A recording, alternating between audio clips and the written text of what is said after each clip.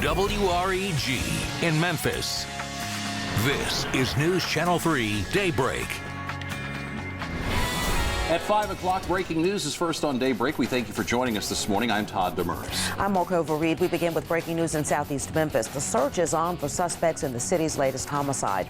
Police say one person was shot and killed just after 10 last night at the Governor's Inn on Mount Moriah Road. WREG's Melissa Moon will have a live update on the investigation coming up for us in just a few minutes. And we have some breaking news coming out of California, where nearly 200,000 people in Oroville were evacuated overnight because of a damaged dam.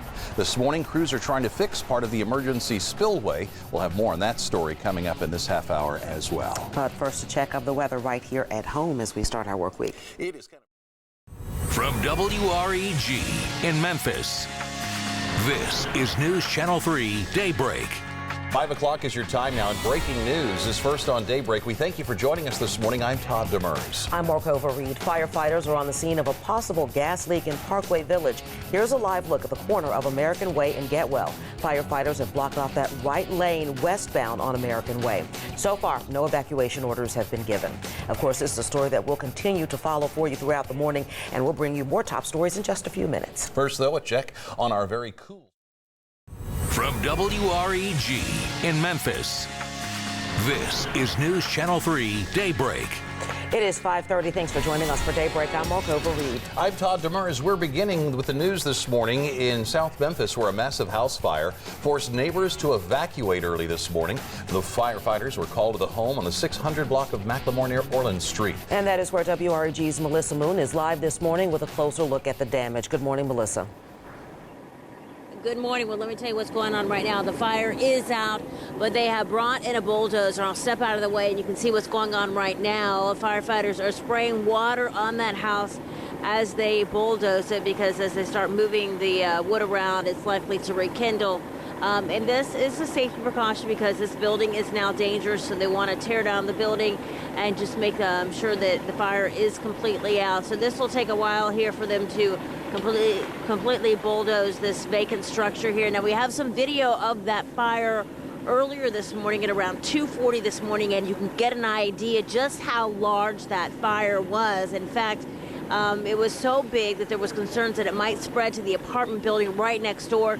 So firefighters did evacuate people from that apartment building as a safety precaution.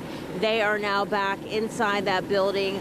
And as we said, firefighters right now have brought in this bulldozer now, and they are tearing down this house. And as they do this, firefighters spray water on this home so that nothing sparks up as they tear it down. Now, this is a vacant structure, as we said, no utilities to it, so it's likely this was accidentally or intentionally set. We'll stay out here throughout the morning and bring you the very latest developments. Reporting live in South Memphis, Melissa Moon, WREG, News Channel 3.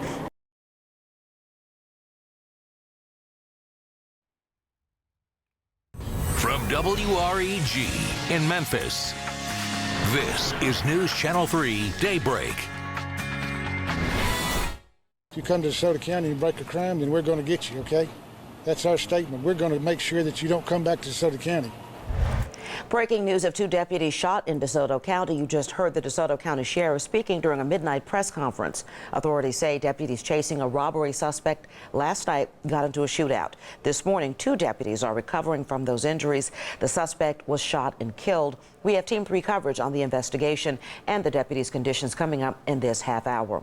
Also breaking this morning, Memphis firefighters are looking into the cause of a massive house fire on Midland Avenue. The fire began around 12:30 this morning.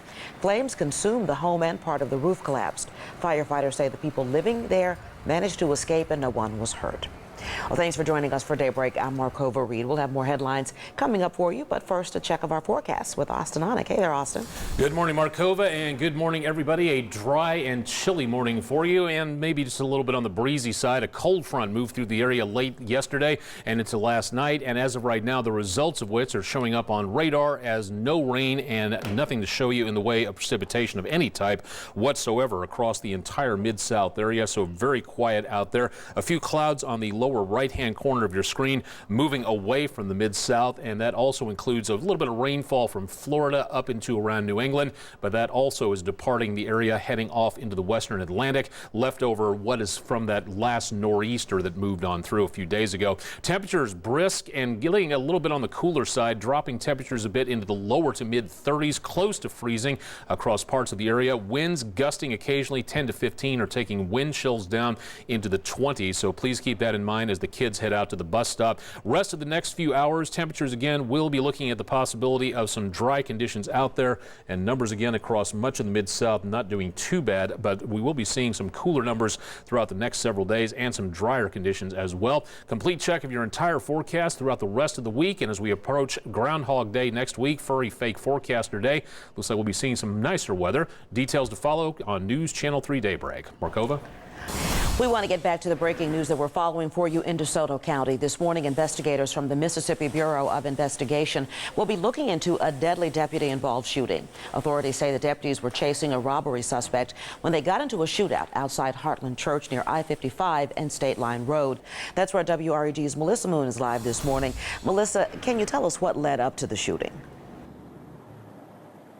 Well, this right here is where those deputies got into a shootout with that suspect, and the DeSoto County DA says that they were chasing a man suspected of committing 3 robberies last night, 2 in Horn Lake and 1 here in South Haven. The DA says the suspect hit a McDonald's, then robbed someone outside of the Home Depot at I-55 and Goodman Road. The suspect then came to South Haven and robbed a 3rd person at Kroger on State Line near I-55. 2 deputies confronted the suspect here at Heartland Church, just 1 block away from the grocery store. The DA says the suspect shot both deputies. They returned fire, killing that man.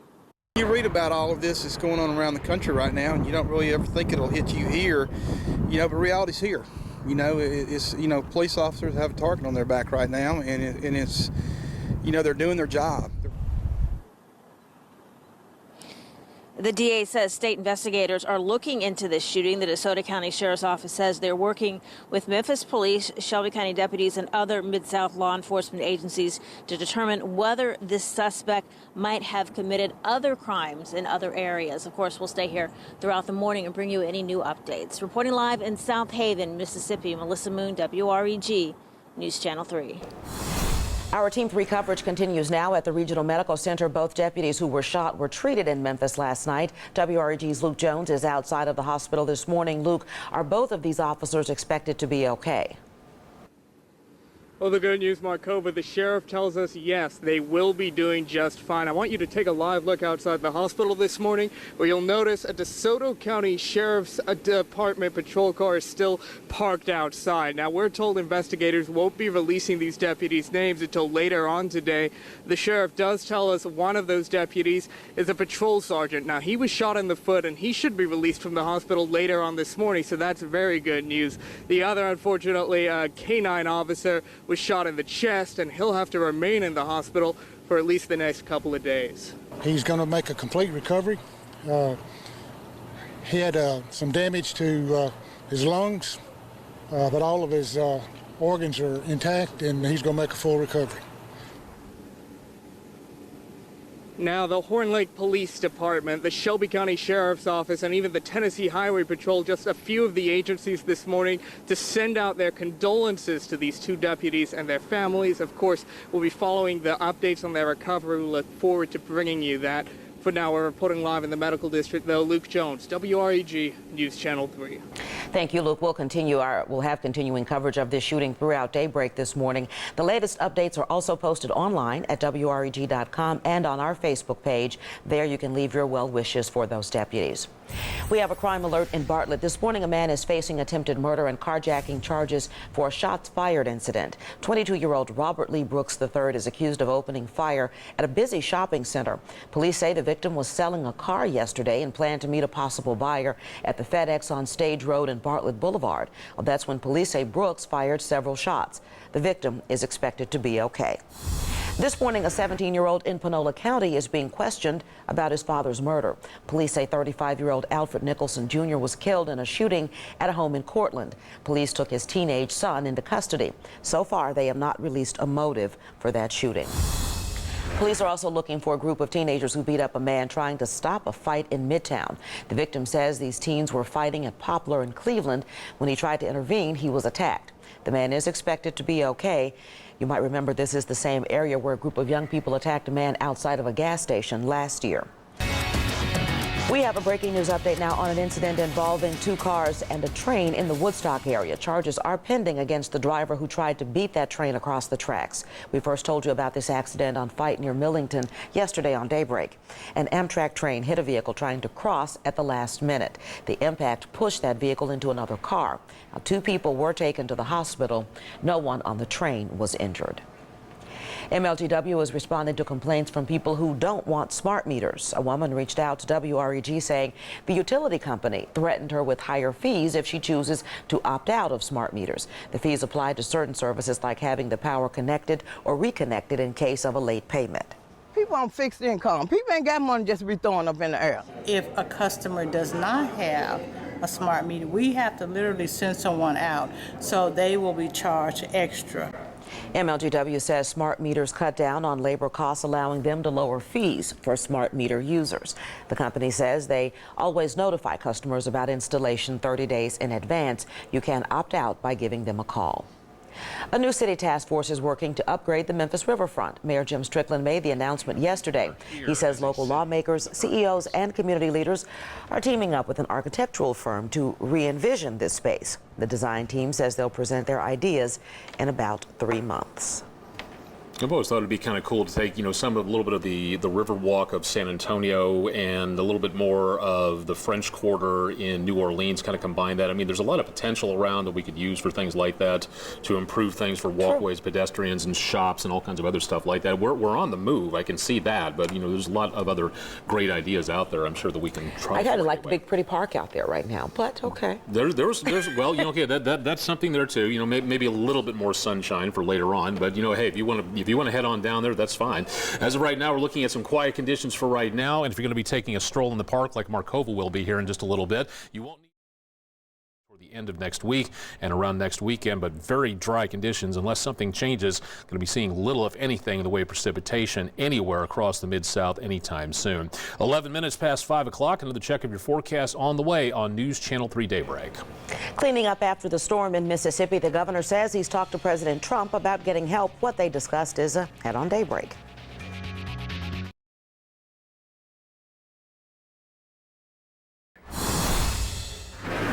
So I got up to get some lights on.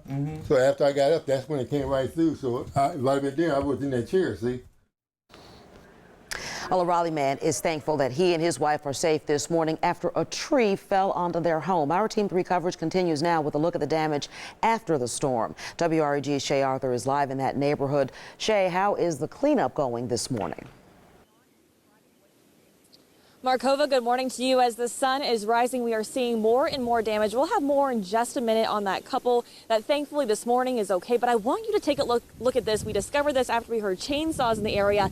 This massive tree came toppling down. Check this out. We are out here right now. My photographer Keith Caldwell and I, we were doing an estimate. We're thinking this tree has got to be at least 50 feet long. Check this out. Walk with us as we show you just how much damage this has done here.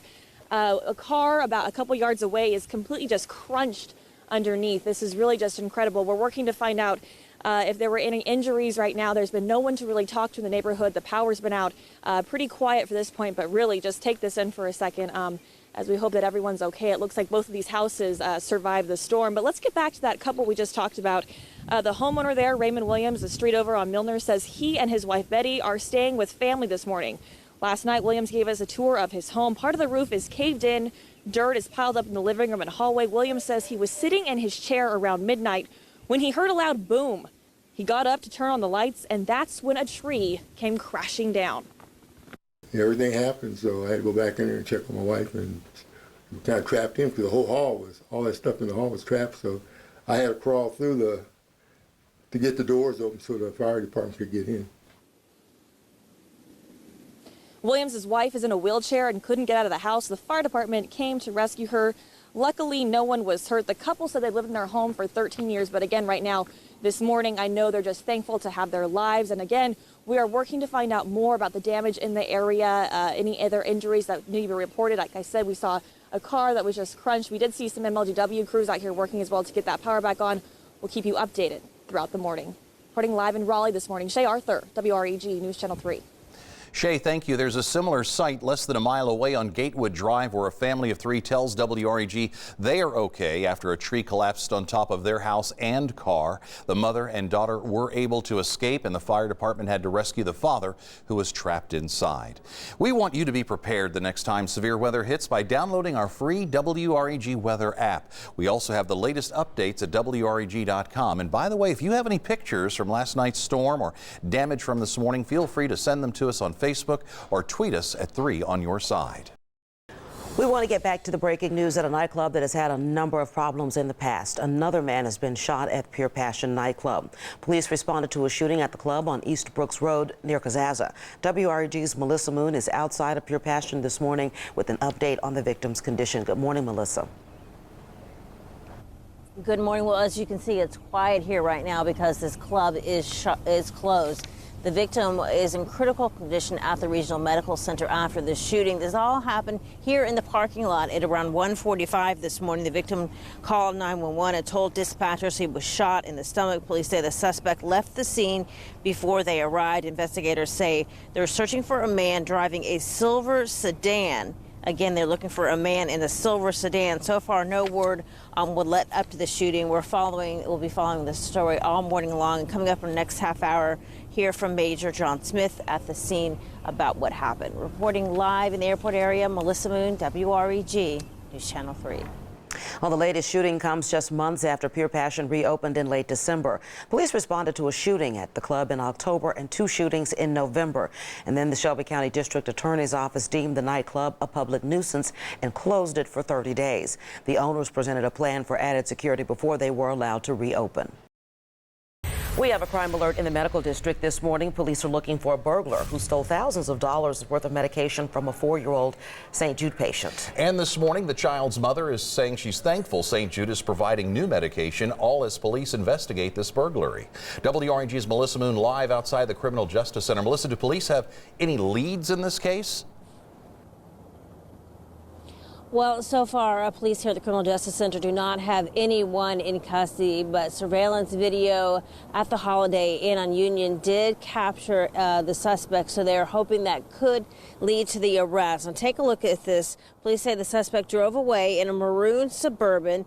The back right panel of the suspect's vehicle may be damaged because he crashed into the victim's car while driving away. Edna Trujillo says her 4-year-old daughter, Camille, has a brain tumor. She drove 30 hours to St. Jude for treatment. Trujillo says less than a day after checking into the hotel, someone broke into her vehicle, stealing blood pressure pills and a 6-month supply of chemo and radiation medicine worth $3,000. The thief also took her daughter's leg brace, PlayStation, and diapers.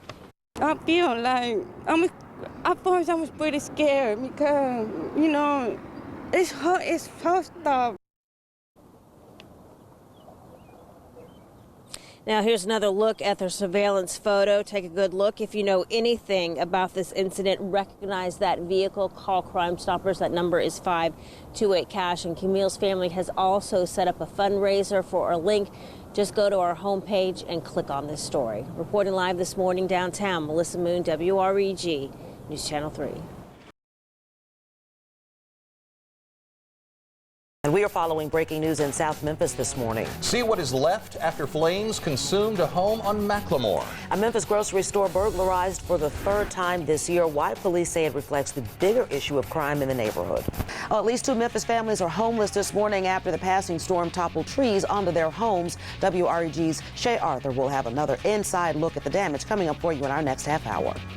And President Trump is putting pressure on Republican lawmakers to support his health care plan. We're going to tell you what he plans to do before holding a rally in Nashville next week. Thank you, Austin. A bus driver plows into a crowd, killing dozens in Haiti. We'll tell you about the chaos that ensued after the crash. In a real life room, you learn just how they're going to be. A new feature at the Collierville Animal Shelter lets people interact with the pups, find out how it could help more animals find forever homes. Wildfires burning across the nation have claimed at least 7 lives.